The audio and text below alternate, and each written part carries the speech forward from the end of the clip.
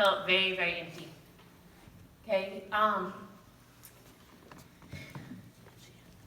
If you keep on reading in the same letter, remember, because they read the whole letter at one time, Paul kind of talks about this where he says, man, when I was weak and when I had all my stuff just taken out of me and I was struggling.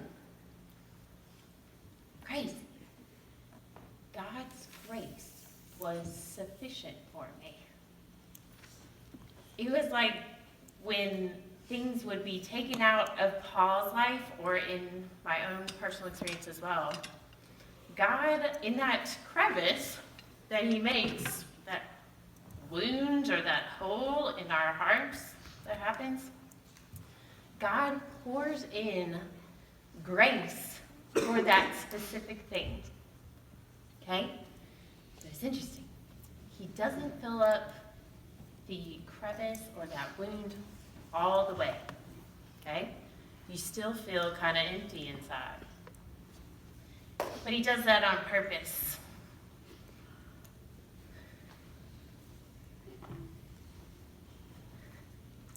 All right, let's go to the next one. I don't know if you've ever, well, I've seen 2 movies about kids that have gone through dark doors that particularly stand out to me. One movie is this one. It's called Good Will Hunting, and FYI, it's rated R. Okay, so can't just blanket recommend it. However, it's very real to life. So, it's about a story of a foster kid named Will, okay, that is a genius, okay, and he can solve like different problems, like math problems that nobody can solve, and he's just brilliant. But when he walks down the road past like different groups of people in like the ghetto, he can't help himself. He just fights all the time. He's a genius, but in his life growing up, he had had a lot of dark doors. Like, he had been through a lot of pain, and it came out, like his pain and anger came out through fighting other people. He also couldn't get close to anybody. Whenever he would try, he would just like dissolve the relationship in anger. But finally, he finds relief through this counselor, Robin Williams. Okay? This guy he had the same kind of situation growing up, Robin Williams did. Okay? And finally, there's this awesome scene where Will finally tells the things that happened when he was a kid, and he just starts sobbing.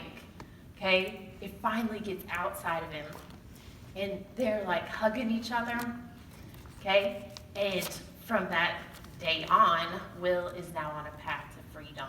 Okay? He starts having relationships slowly. Okay? Next one. A more G-rated version. Okay? The movie Inside Out. Okay?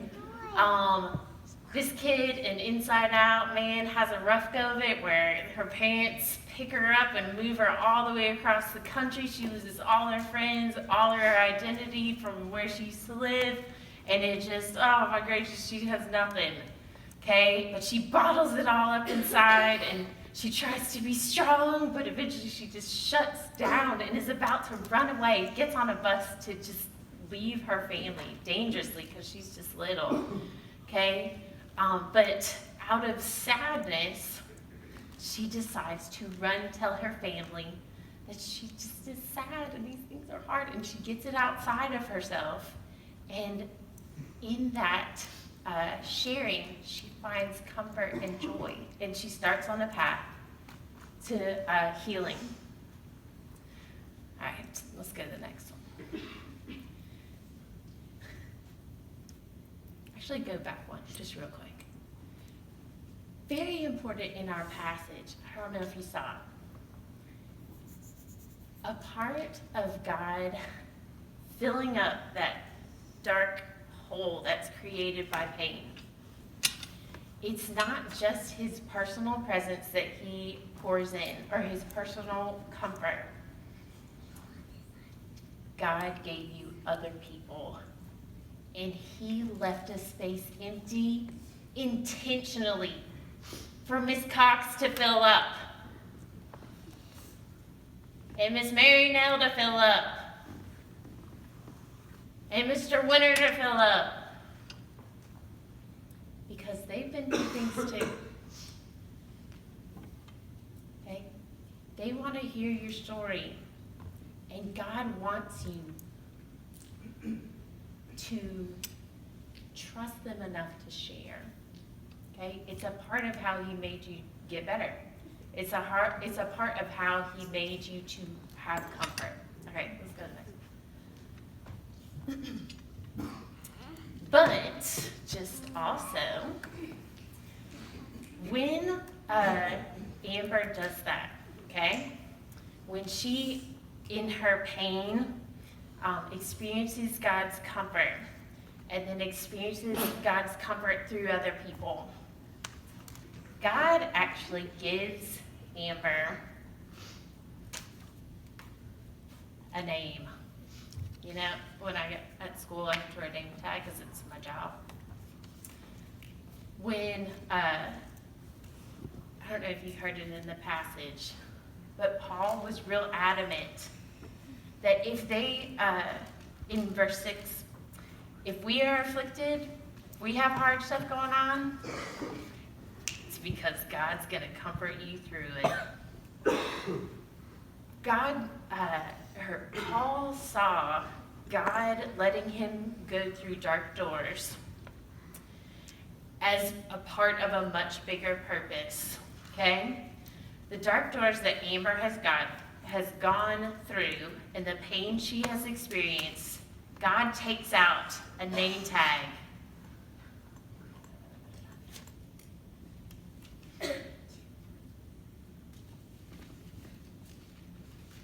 He commissions Amber to go be a comforter, especially to the people that have been through the same things Amber has been through. She's set apart. It's a powerful thing. That's part of why house parents are here, by the way.